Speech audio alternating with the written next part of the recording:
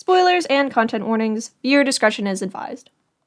Birthday episodes have always been something really special to me because they really put character dynamics on display, as well as a lot of insight into the personal issues of the birthday haver themselves. It asks questions like, does this character like their birthday? Do they hate it? Is that a reflection of how they view themselves? Do they celebrate it very openly for the whole month, or is it a very well-kept secret? Why? How do they feel about getting older? How does their family feel? How do they celebrate? How do the people in their life react to it? Do they make a big fuss, or does everyone just kind of forget it? If they do make a big fuss, does this embarrass the birthday person? If they forget, how does the birthday character react? A classic birthday episode setup is everyone pretending to have forgotten the birthday, leaving the birthday person feeling sad and unloved, only to hit them with a big surprise party to show how much everyone cares. But even this can have a few different outcomes. Like sometimes the birthday person gets so distraught they leave the party, or they get mad at everyone for making them feel unloved. There's so much potential in these kinds of episodes that it always makes me feel a little sad when a show doesn't have them. I remember being a kid and writing birthday episodes for all of my OCs. This was such a thing for me. I'm not even fully sure why more shows don't even have birthday episodes, but I won't pretend I don't at least kind of get it. Sometimes the budget isn't there, sometimes it's too much of a sidebar from the plot, sometimes it's a bit unclear if birthdays are even that big a deal in the universe, like if it's a sci-fi or a fantasy setting. Birthday episodes can also be very reflective, and it can feel kind of redundant if the character has already done that part of their journey. For all these reasons and more, it does make them a little rare. But since they are a bit rare, that kind of makes them super special. And it's even more special when a show has multiple birthday episodes for the same character. And Bee and PUPPYCAT is just that show. We not only get to see Bee celebrate one birthday with PUPPYCAT, but we actually get to see her celebrate 2 birthdays with him. This gives us a great point of contrast to compare and contrast their dynamics, their feelings about each other, as well as how Bee views the day itself. 2 brief side notes before we get moving with the rest of the video. The Netflix version does include Bee's birthday episode, technically. Her birthday is mostly set dressing for the bigger things going on in the episode, which makes sense because they're basically combining the second half of season 1 into a single 20-minute episode. The whole point of this episode is really to give context for the rest of Lazy in Space that was made long before Netflix got a hold of it. So in the span of one episode, they have to establish Deckard getting off to culinary school, Bee as a robotic being, and waterproof but hydrophobic anyways, and further deepening Bee and PUPPYCAT's relationship. Oh, and introducing Mooly. Oh, and showing off Dad Box, I guess? Oh, also, you gotta show Cardamon's mom getting started with the pretty tier stuff. Yeah, that's a lot to establish in one episode, and they really do push past her birthday pretty early on. I'd love to break down that episode in particular and point out all of the references to season 1 that it makes, but I'm trying really hard to stay on topic for this episode, and I'm already doing this whole sidebar. Really, I just have little things that I noticed they kept or expanded upon, and I'll go over them here because we're talking about it. I think the most noteworthy of them is Bee getting asked how old she is, and she responds with, "Really old. Super old." Which is hilarious and very telling. She also mentions that it's Cardamon's birthday as well, which, as far as I know, is not mentioned anywhere in either series ever again at all. It's only mentioned this one time. They don't even bring it up in the second birthday episode. Now, because of how the show handles storytelling, I really feel like this tidbit has significance, but I'm not sure how. If any of you have ideas or theories, I would love to hear them, because I'm genuinely curious and have been racking my brain on this for a bit now. The second, and much more brief side note, is that there is also another birthday episode focusing on a different character. In Lazy in Space, there is a birthday episode for Crispin, one of Deckard's brothers. It's an interesting episode with some neat implications, and I would like to talk about it in a separate video. Crispin could add to this conversation here, but I'd really want to talk about him more specifically, as well as maybe touch on Bee's robotic nature a little bit more. With all of that out of the way, let's get started on the original birthday episodes, Birthday and Game. Yes, I know technically they're 2 episodes, but I'm gonna talk about them like they're the same one here. Okay, cool. A lot of what happens in these episodes, Birthday in particular, is a lot of background on Bee and her tragic past, but more specifically, we get a lot of foreshadowing for her robotness. The episode starts with Bee listening to her dad birthday song from this device called a Dad Box. It's something her dad made for her so she wouldn't be lonely on her birthday, and it's amazing. The song in and of itself is very cute, but half the lyrics have dual meanings that hint towards Bee's robotic nature. The first line, "Don't be sad, I'm still your dad," I interpret this as reassurance that he still sees Bee as his daughter, regardless of the robot parts that make her. I feel like the way that this is phrased and that he feels the need to say it kind of implies that little Bee died, and this is a new rebuilt version, like Metropolis, or Alita, or Astro Boy. Wow, there are a lot of stories about robots being built to replace dead children. Even Voltaire has a song about it. Does Pinocchio count? Yeah, Pinocchio counts. Anyway, he made Bee 2.0 and loves her all the same, and put this little line as reassurance that he's still her dad no matter what her guts look like. The next line is, "I sure hope that you're not broke and everything's been running good." Obvious double meanings with the word broke here, because it can mean both money and machinery, in this case with Bee herself, and running good feels a little bit more like a giveaway until we learn that her dad made Dadbox and a bunch of games at an arcade. Then it can be misread as, oh, he meant that he hopes the stuff he made is still working. And I mean, that's not wrong, but he's for sure talking about Bee here. The line, "I'll always be in your memory," can easily come across as one of those "I'm always with you" kind of lines, but he means it so literally here. Like robot literally, like memory banks and backup drives literally. So right away we have this fantastic song. It's sweet and a little silly that I think upon the first or maybe even second listen, it can really come across as just that, sweet and silly.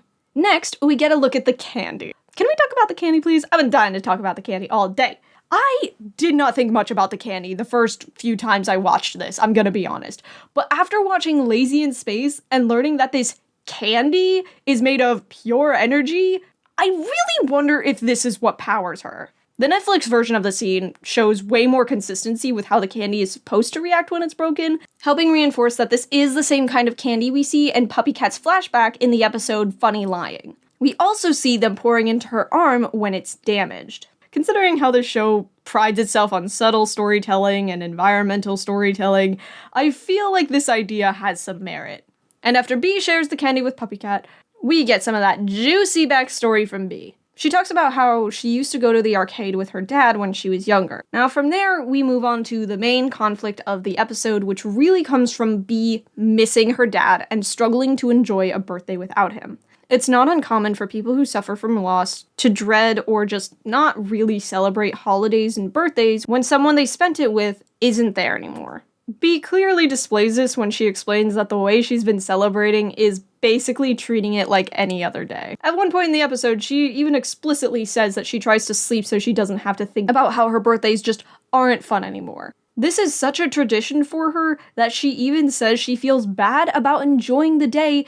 Loss and trauma have a way of becoming part of someone. When people experience traumatic events, they don't usually just get over it so much as they learn to live more life around it. There's a really great analogy I heard that I feel explains this very well. Imagine a room with a ball and a button. The room is a person's life, the ball is the person bouncing around the room, and the button is their trauma. When traumatic things happen, the room can be pretty small, causing the ball to hit the button pretty often. It's sad, it's painful, and it can be very overwhelming. But the more life someone lives, the more things they do to process the issue and time spent away from the trauma, the bigger the room gets. And with a bigger room, the ball has more space and is less likely to hit the button. Now sometimes the ball will still hit the button, and the pain will still be there, but with all the extra space, the button doesn't get hit nearly as much. I think that's what's happening to Bee here. Her dad disappeared, and it really messed with her. And it doesn't look like she's really done anything to process that,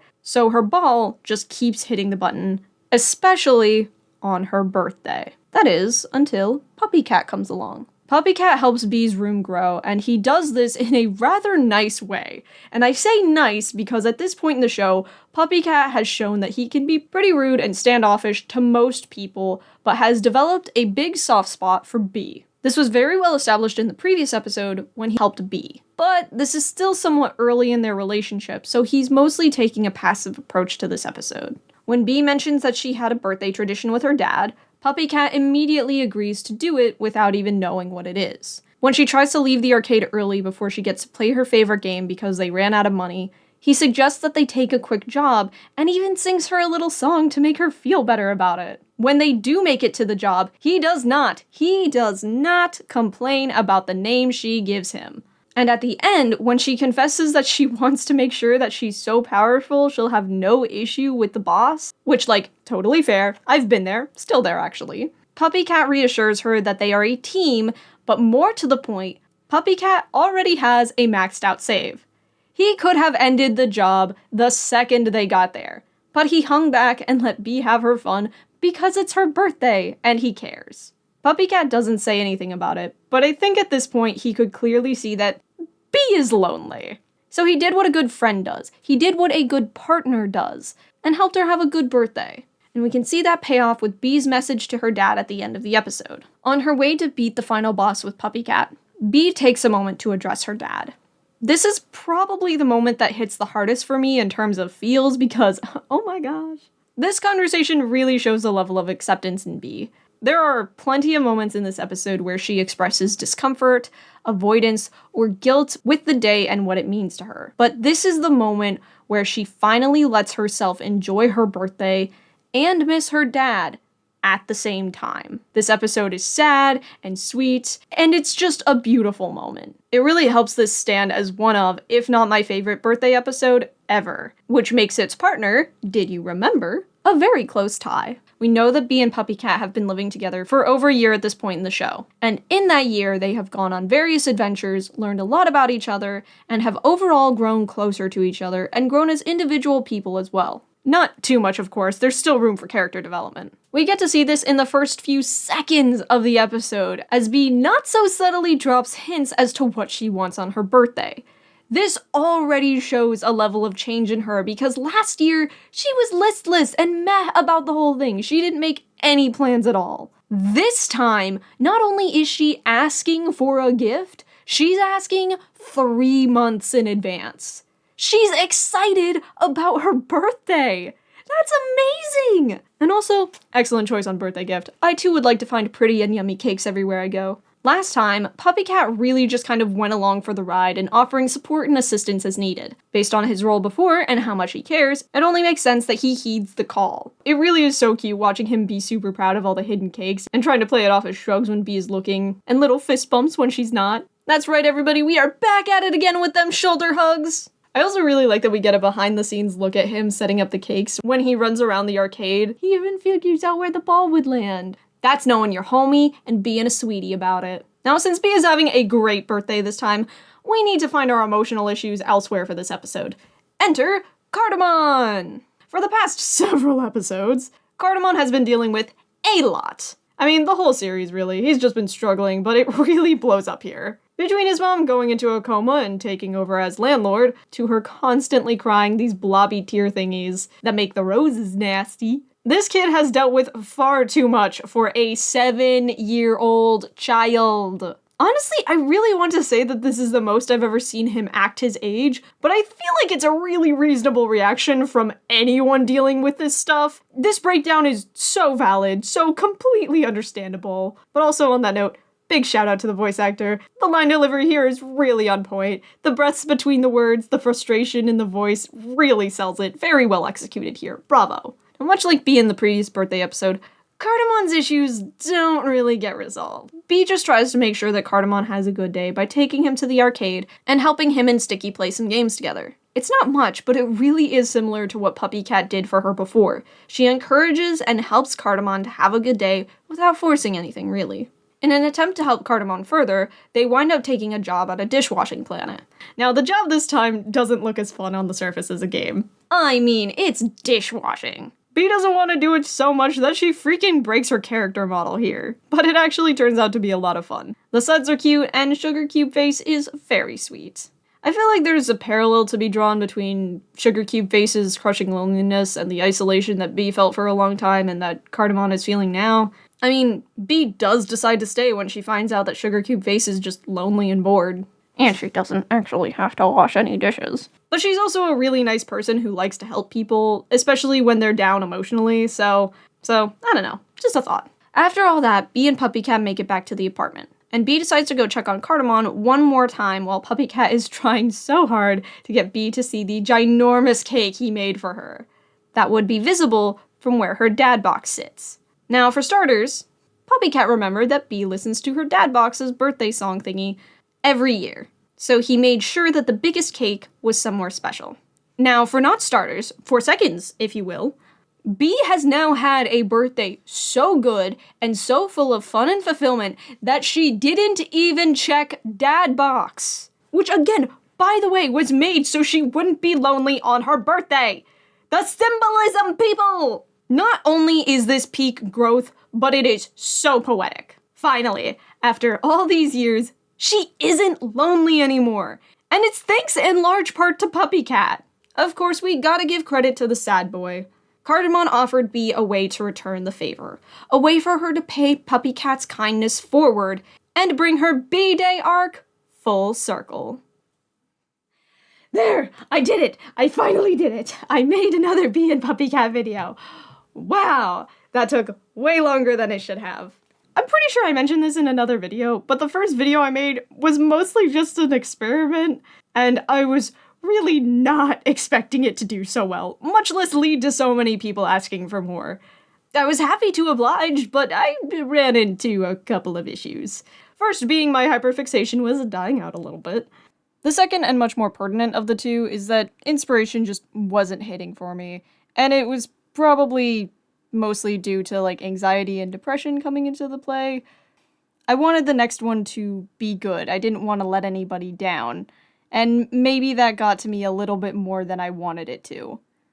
Because the last video was born out of passion, it felt like if I just made another video just for the heck of it, it wasn't going to be as good. I had some good topics in mind, and there were some good ones in the comments, but nothing was really hitting the same. And I think that's where the anxiety was coming into play. Because there were some really good suggestions, but my brain just wasn't letting me have it. Once again, I'm sorry for the wait, I hope it was worth it, and I will try to make sure that the next Bee and PuppyCat video does not take as long.